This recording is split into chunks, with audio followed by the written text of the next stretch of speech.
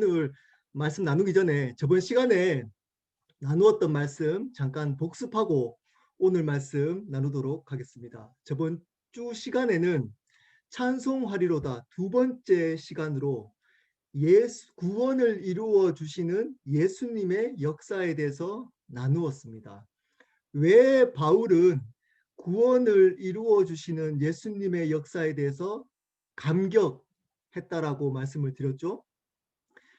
제가 연기도 했습니다. 기억하십니까 혹시? 좀 어색했지만 우리가 풍성한 은혜로 죄 용서를 받은 죄 사함의 구원이기 때문에 바울은 찬송하리로다라고 감격했다라고 말씀을 드렸습니다. 우리의 모든 문제, 지금 여러분들이 힘들어하고 있는 문제의 근원은 죄로부터 시작되었습니다. 예수 그리스도의 은혜로 말미암아 우리는 그 죄로부터 자유케 된 겁니다. 묶임으로부터 자유케 된 겁니다. 우리의 모든 문제를 해결할 수 있는 길이 열린 겁니다. 가장 큰 문제가 뭘까요? 바로 죄의 문제였습니다. 근데 예수 그리스도의 은혜 때문에 우리의 죄가 용서받았기 때문에 바울은 찬송하리로다라고 감격했다라고 말씀을 드렸습니다. 오늘은 세 번째입니다. 마지막입니다. 마지막 찬송하리로다 마지막 세 번째 시간으로 말씀을 나누도록 하겠습니다. 여러분, 하나님 그리고 예수님에 대해서는 꽤 많은 이야기를 듣지만 성령님에 대해서는 이야기를 들을 기회가 거기에 비해서 하나님과 예수님에 비해서는 적습니다. 성령님은 하나님이십니다. 동일하게 하나님이십니다. 성령님께서 우리의 구원을 확증시켜 주시고 우리의 구원을 마지막 날까지 지켜 주십니다.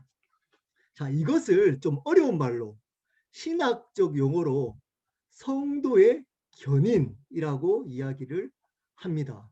성령께서 우리가 하나님께서 계획하시고 그리고 예수님이 이루어 주신 그 구원을 마지막 날까지 천국에 갈 수 있도록 끝까지 확증시켜 주시고 보호해 주시고 지켜 주시고 그 끝까지 인도해 가신다라는 의미입니다.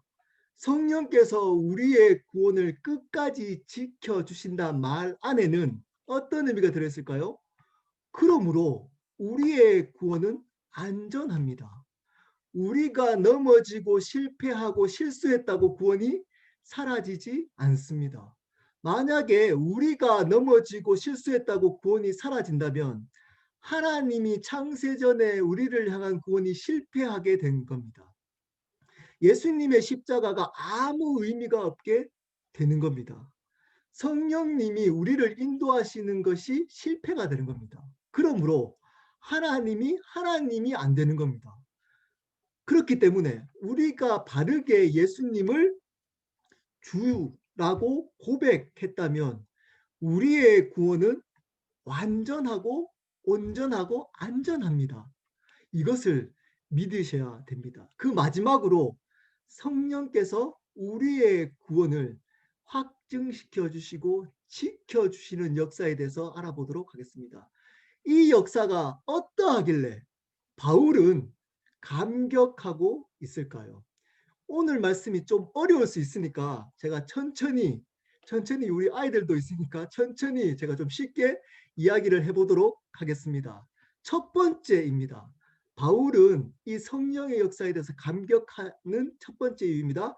성령님의 인치심 때문입니다. 어려운 말이죠. 인치심 때문입니다. 13절 말씀입니다. 13절 제가 한번 읽어보도록 하겠습니다. 13절 그 안에서 너희도 진리의 말씀 곧 너희 구원의 복음을 듣고 그 안에서 또한 믿어 약속의 성령으로 인치심을 받았으니.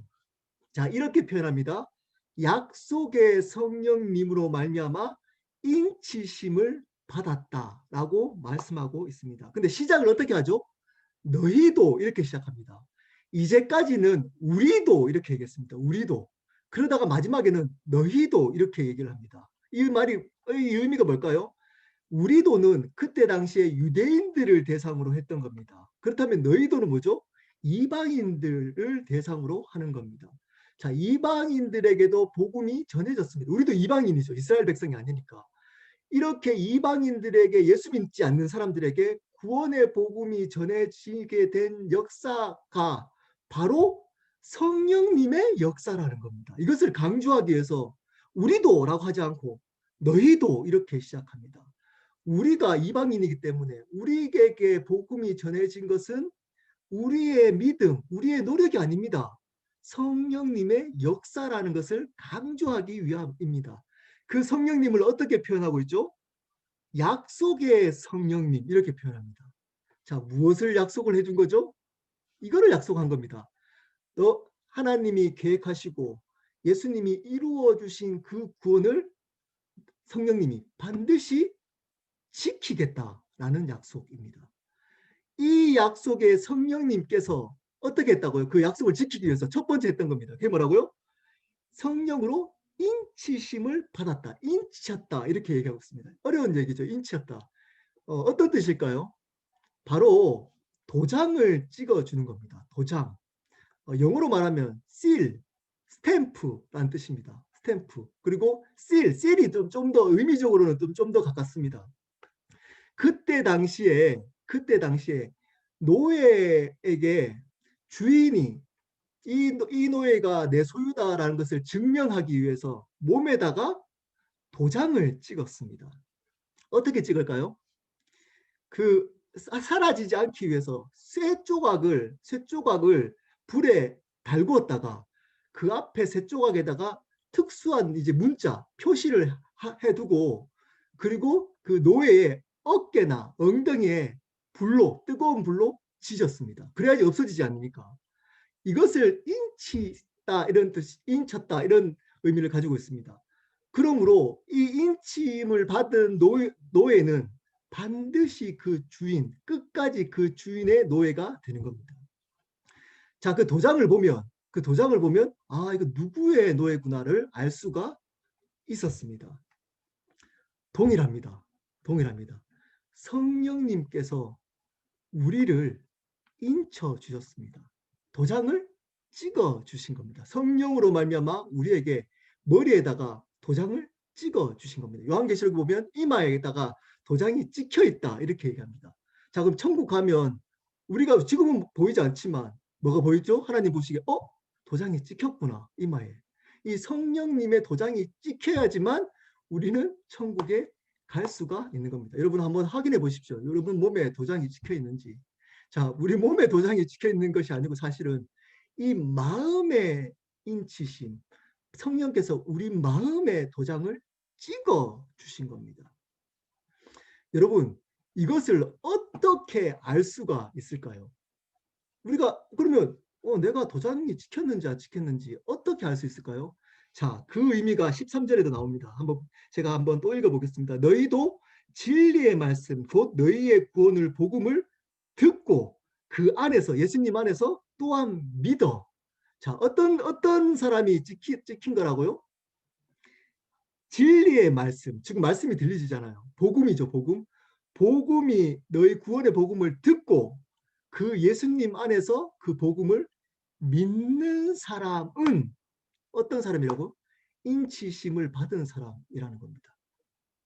성령님의 인치심이 없이는 우리는 예수님을 주라고 고백할 수 없다라고 말씀은 이야기해주고 있습니다. 우리가 예수님을 주님이라고 고백한다는 것은 우리에게 성령님이 도장을 찍어 주신 겁니다. 자, 이 말이 어떤 의미를 가지고 있을까요? 성령님이 우리를 인치셨다, 도장을 찍어 주셨다라는 말에는 어떤 의미가 있을까요? 절대 변화되지 않는다는 겁니다. 끝까지 지켜주시겠다는 겁니다. 한번 인치심을 받으면 그 인치심은 사라지지 않습니다. 내가 예수님을 주님이라고 믿고 그 믿음대로 살아가고 있는 사람이라면 인치심을 받은 사람이고, 그 인치심을 받은 사람은 절대적으로 하나님이 끝까지, 성령님이 끝까지 지켜주시겠다는 겁니다. 우리의 노력이나 우리의 행위로 지켜지는 것이 아닙니다.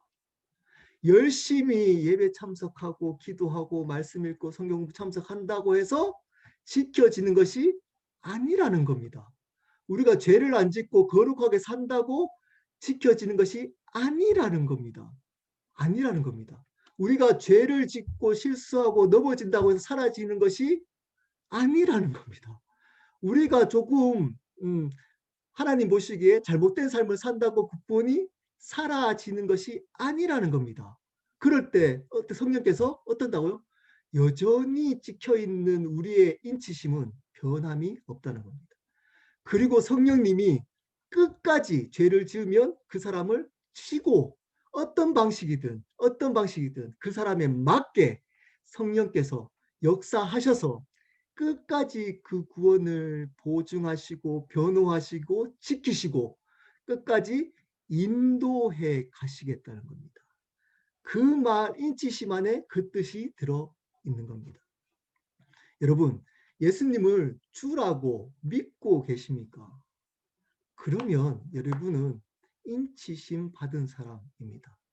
그렇다면 여러분이 받은 그 구원은 여러분들과 상관없이 성령께서 끝까지 지켜나가실 겁니다. 이것에 아멘 하면 그 성령님이 역사하시고 끝까지 지켜나가는 겁니다. 여러분 그것을 믿으시기를 바랍니다. 자, 두 번째입니다. 두 번째. 바울은 성령의 역사가 어떠하길래 이렇게 감격하고 있을까요? 두 번째입니다. 성령님의 보증 때문입니다. 보증. 14절입니다. 14절. 제가 읽겠습니다. 이는 우리 기업의 보증이 되사 그 얻으신 것을 속량하시고 그의 영광을 찬송하게 하려 하심이라. 여기서 이렇게 얘기합니다. 우리 기업의 보증이 되사. 자, 이 기업이 뭐죠? 기업. 우리가 하는 비즈니스입니까? 그게 아니죠. 구원으로부터 구원받은 사람이 가는 영원한 하나님의 나라를 기업이라고 합니다. 자, 그 기업에 성령님이 뭐가 된다고요? 보증이 된다라고 얘기를 하고 있습니다. 자, 여기 보증이 뭘까요? 보증. 보증은 원어로 계약금입니다. 계약금. 어떤 것을 계약할 때 계약을 내가 이 집을 만약에 어떤 집을 살 때 그 집을 반드시 내가 사겠다라고 약속을 하기 위해서 뭐를 주죠? 디파짓 하잖아요. 계약금을 주잖아요. 영어로 디파짓이 바로 보증입니다. 디파짓. 성령님이 우리가 받은 이제 나중에 가게 될 구원, 우리가 받은 구원 때문에 나중에 가게 될 그 하나님의 나라에 디파짓이 된답니다. 자, 이 말이 어떤 의미일까요? 좀 어렵죠. 이 천국을 하나님 나라에 갈 때 그 천국에 대한 디파짓이 성령님이랍니다. 자, 쉽게 얘기하면 이 뜻입니다. 우리가 나중에 이제 구원받아서 하나님의 나라를 가면 어떻게 살아갈까요? 영원토록 기쁨과 평안을 가지고 살아가게 됩니다. 영원토록 행복해질 수밖에 없는 나라입니다. 여러분이 불행해지려고 해도 불행해질 수 없는 나라가 바로 하나님의 나라, 우리가 나중에 갈 그 하나님의 나라입니다. 근데 그 하나님의 나라를, 나중에 갈 하나님의 나라를 이 땅에서도 성령님을 통해서 경험하게 만든다는 겁니다. 그것이 바로 성령님이 보증이 된다는 의미입니다. 다시 한번 말씀드립니다. 나중에 가게 될 그 하나님의 온전한 기쁨과 평안을 성령님을 통해서 이 땅에서도 경험할 수 있도록 만든다는 것입니다. 여러분, 반드시 경험할 수 있다는 겁니다. 성령님을 의지하면. 온전하지는 않습니다. 나중에 가게 될 그 하나님 나라가 온전한 행복을 누리지만 그 성령님을 통해서 누리는 그 하나님의 나라와 기쁨과 평안은 온전하지는 않습니다. 그렇지만 여러분, 누려봤던 분들이 분명히 여러분들 다 한 번씩 누려봤을 겁니다. 어떨 때 예배 드릴 때 은혜 받은 적이 있잖아요. 하나님이 은혜 주셔가지고 눈물 흘린 기억이 혹시 없으십니까? 그겁니다. 그 은혜를 하나님이 성령님을 통해서 주신다는 겁니다. 말씀을 읽을 때 어느 순간 그 말씀 때문에 받는 은혜를 경험한 적이 없으십니까? 그겁니다. 성령께서 그때 역사한 겁니다. 어느 순간 기도하고 말씀 읽지 않는데 어떤 생각이 드는 순간 갑자기 은혜가 들어와서 감격해 본 경험이 혹시 없으십니까? 그겁니다. 그때 성령께서 역사하신 겁니다. 자, 이렇게 단적으로이지만 성령님을 의지하면 의지할수록 그 하나님의 나라의 기쁨과 평안을 이 땅 가운데서 많이 누릴 수가 있습니다. 여러분, 이 하나님의 나라를 소망하는 사람의 특징이 있습니다. 특징이 있습니다. 이 땅에 집착하지 않고 이 땅에 먹고 사는 것 중요합니다. 중요하지 않다는 건 아닙니다. 여기에만 집착해서 힘들어하고 어려워하는 사람들의 특징, 믿지만 특징이 있습니다. 그게 뭘까요? 하나님의 나라를 성령님을 통해서 이 땅에서 누리지 못합니다. 반대로 본향을 이 땅에 어려움이 있더라도 그것을 이기고 본향을 소망하는 사람들의 나중에 갈 천국을 소망하는 사람의 특징이 있습니다. 그 특징이 뭘까요? 성령님을 통해서 그 하나님의 나라의 기쁨과 평안을 이 땅 가운데서도 누리고 살아갑니다. 그래서 이 땅에 있는 병원하지 않는 변하게 되는 그것으로 힘들어하지 않고 승리하게 됩니다. 그것 때문에 본향을 소망하면서 이 땅을 견디게 만듭니다. 근데 이 은혜와 감격이 없다면 여러분 둘 중에 하나입니다. 둘 중에 하나. 첫 번째, 인치심을 받지 않는 사람일 수 있습니다. 처음부터 예수님을 주라고 믿지 않는 사람일 수 있습니다. 두 번째입니다. 성령님을 의지하지 않는 사람일 수 있습니다. 예수님을 주라고 고백은 하지만 실질적으로는 내 힘과 내 경험과 내 성격과 내 지식과 내 감정대로 살아가는 사람들입니다. 이 사람들에게는 하나님 나라의 기쁨과 평안이 없습니다. 없습니다. 그리고 누리지 못합니다. 그래서 조금만 힘든 것이 있으면 견딜 수 없습니다. 하나님의 것들을 붙들 수, 하나님의 나라를 소망할 마음이 생기지 않습니다. 그러므로 고난이 있거나 어려움이 있으면 넘어지게 되는 겁니다. 어떻게 해야 될까요? 그러면 성령님을 부르셔야 됩니다. 성령님을 의지해야 합니다. 성령 충만을 기도해야 됩니다. 혼자 있을 때나 어떤 힘든 거 있을 때나 어떤 얘기할 때나 어떤 고난이 있을 때나 관계가 어려울 때 그 순간에 성령님을 찾으셔야 됩니다. 성령님 도와주십시오. 성령님 알게 해주십시오. 성령님 이기게 해주십시오. 성령님 견디게 해주십시오. 라고 성령님을 의지해야 됩니다. 나의 감정이나 나의 생각이나 나의 지식을 의지하는 게 아니고 그 순간에 성령님을 의지해야 합니다. 그런데 이것이 삶의 습관이 되지 않습니다. 성령님을 의지하지 않습니다. 그러면 그분이 우리의 보증이 된다는 것을 누리지 못합니다. 그분이 주시는 하나님 나라의 기쁨과 평안을 누릴 수가 없다는 겁니다. 그 말의 뜻이 바로 성령님이 우리의 보증이 된다는 의미입니다. 그러므로 우리는 날마다 성령님을 의지해야 됩니다.